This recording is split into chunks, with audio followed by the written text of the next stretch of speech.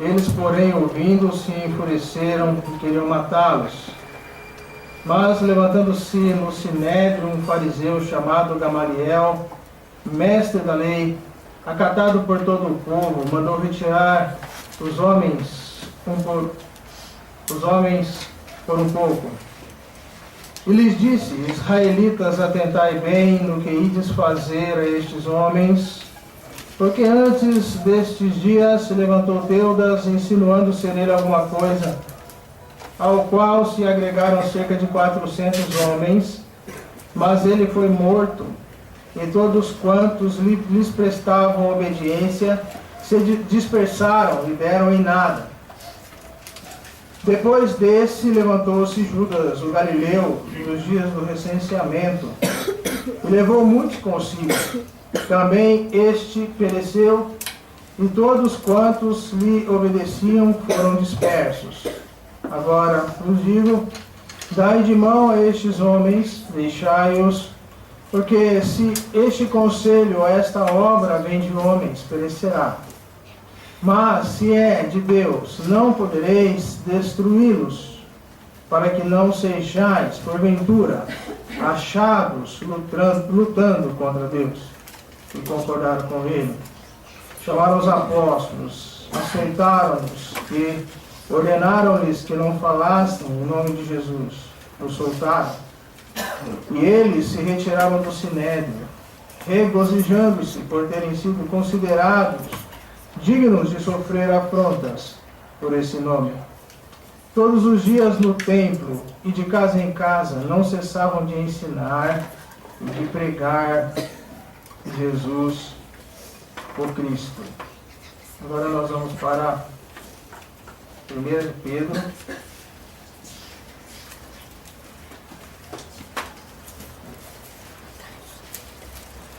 Capítulo 2, versículo 1. Despojando-vos, portanto, de toda maldade, dor, de hipocrisias, invejas, de toda sorte, de maledicências, desejai ardentemente, como crianças recém-nascidas, o genuíno leite espiritual, para que por ele vos seja dado crescimento para a salvação. Se é que já tendes a experiência de que o Senhor é bondoso, chegando-vos para ele a pedra que vive, rejeitada sim pelos homens, mas para Deus, eleita e preciosa. Também vós mesmos, como pedras que vivem, sois edificados, casa espiritual, para ser de sacerdócio santo, a fim de oferecer sacrifícios espirituais agradáveis a Deus, por intermédio de Jesus Cristo. Pois isto está na Escritura: eis que ponho em Sião uma pedra angular, eleita e preciosa, e quem nela crer não será de modo algum envergonhado. Para vós outros, portanto, os que credes é preciosidade, mas para os descrentes, a pedra que os construtores rejeitaram, essa veio a ser a principal pedra angular, e pedra de tropeço e rocha de ofensa. São estes os que tropeçam na palavra, sendo desobedientes para o que também foram postos. Vós, porém, sois raça eleita, sacerdócio real, nação santa, povo de propriedade exclusiva de Deus, a fim de proclamardes as virtudes daquele que vos chamou das trevas para a sua maravilhosa luz. Nós vamos também olhar para 1 Coríntios. Vamos olhar para mais dois textos na palavra de Deus.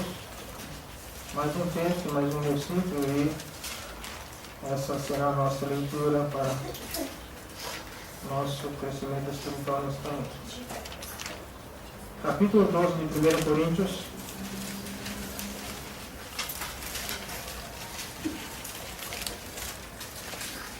Versículo 4. Ora, os dons são diversos, mas o Espírito é o mesmo.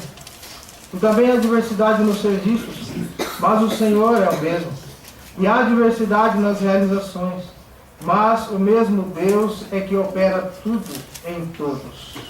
A manifestação do Espírito é concedida a cada um, visando um fim proveitoso, porque a um é dada, mediante o Espírito, a palavra de sabedoria, e a outro, segundo o mesmo Espírito, a palavra do conhecimento, a outro, no mesmo Espírito, a fé, e a outro no mesmo Espírito dons de curar, e a outro operação de milagre, a outro profecia, a outro discernimento de espíritos, a um variedade de línguas, e a outro capacidade para interpretá-las. Mas um só e o mesmo Espírito realiza todas estas coisas, distribuindo-as como lhe apraz a cada um individualmente. Porque assim como o corpo é um e tem muitos membros, e todos os membros, sendo muitos, constituem um só corpo, assim também com respeito a Cristo. Em Mateus, capítulo 16,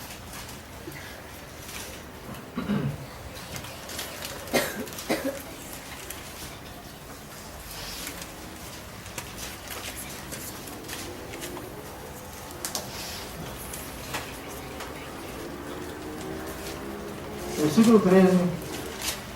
Indo Jesus para os lados de Cesareia de Filipe, perguntou a seus discípulos: quem diz o povo ser o Filho do Homem?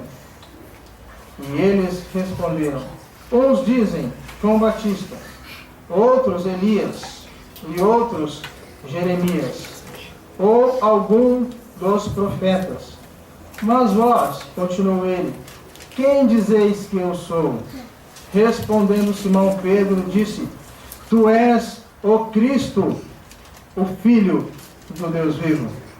Então Jesus lhe afirmou: bem-aventurado és, Simão Bar-Jonas, porque não foi carne e sangue que te revelaram, mas meu Pai que está nos céus. Também eu te digo que tu és Pedro, e sobre esta pedra edificarei a minha igreja, e as portas do inferno não prevalecerão contra ela. Essas leituras para a nossa meditação, a nossa oração, é que o Senhor abençoe a sua palavra aos nossos corações esta noite. Amém.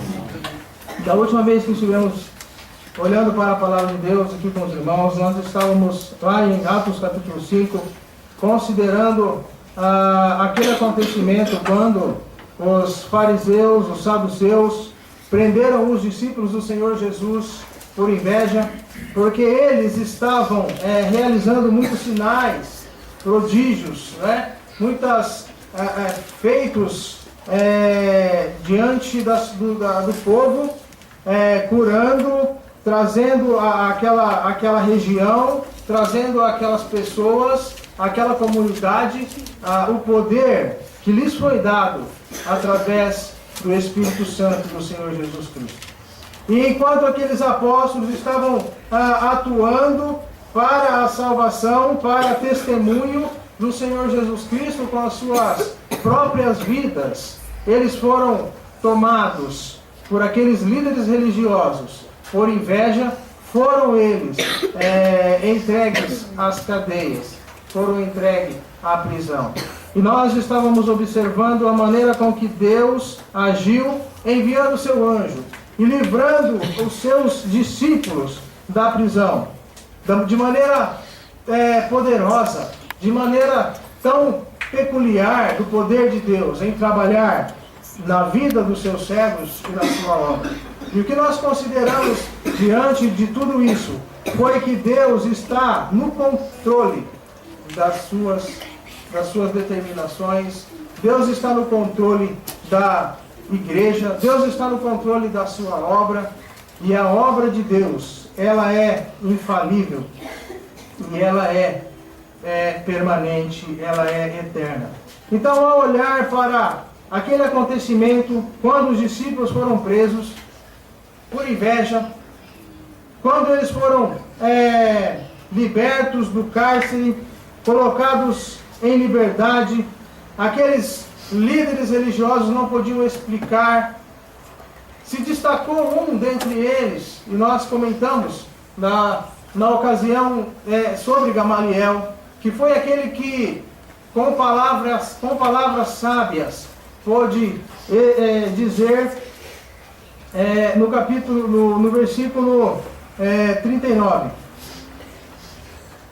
Mas se esta obra é de Deus, não podereis destruí-la. Ele disse, se a obra é de homens, ela vai perecer.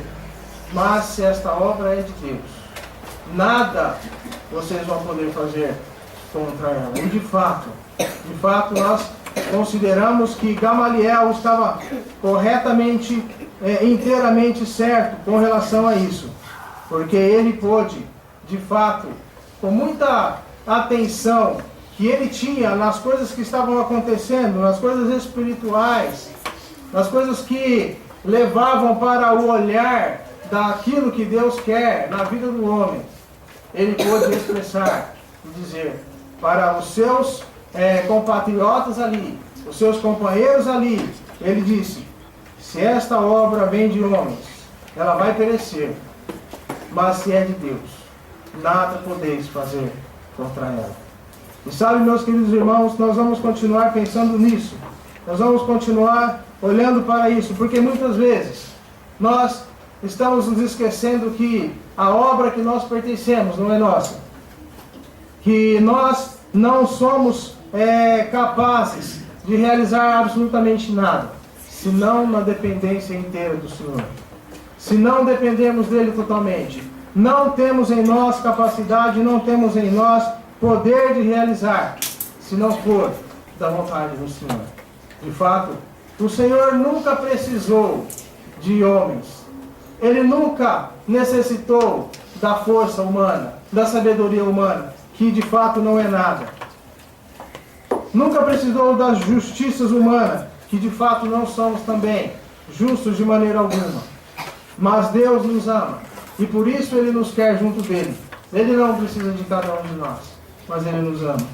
No passado, Deus, ao chamar Abraão da sua terra, da sua parentela, e ordenar-lhe que ele se dirigisse a uma terra estranha, onde ele não conhecesse, para que lá ele fizesse de Abraão uma grande nação.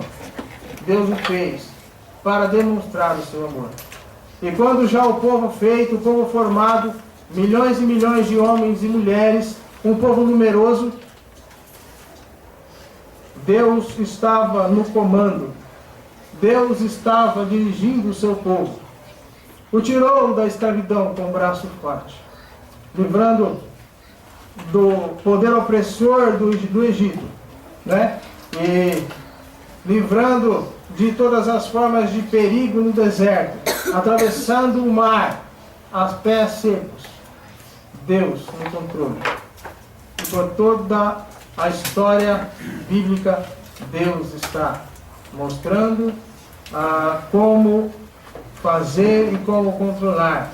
De maneira alguma nós podemos negar que a obra de Deus não está na palma de suas mãos. Ele está no controle. Mas houve uma ocasião em que, mesmo debaixo de toda a bondade de Deus, de todo o cuidado do Senhor, o povo de Israel, ao ver, ao observar as nações em volta, e ver que as nações tinham reis, que iam para as batalhas, eles fizeram o quê? Pediram para o Senhor um rei. Deus sabia que eles não precisavam disso. Não precisavam de alguém para os liderar. Mas eles pediram. Eles estavam olhando as nações em volta. E eles queriam um rei também. E Deus então lhes deu um rei. E este rei fez o que era mal perante o Senhor. E a maioria dos reis que Israel teve, com exceção de alguns, fez o que era mal perante o Senhor. Muito melhor era ser simplesmente orientado, dirigido e guiado pelo Senhor. Isso nos faz pensar que Deus está, de fato, no controle, Ele está no controle da sua obra. Ele está, de fato, guiando, e nada lhe foge, nada foge das suas mãos. E quando então Gamaliel disse, se esta obra é de homens, ela falirá. Ela não vai para frente. Mas de Deus, se é de Deus, nada podeis fazer contra ela. De fato, meus queridos irmãos, isto é uma verdadeira resposta. Isto deve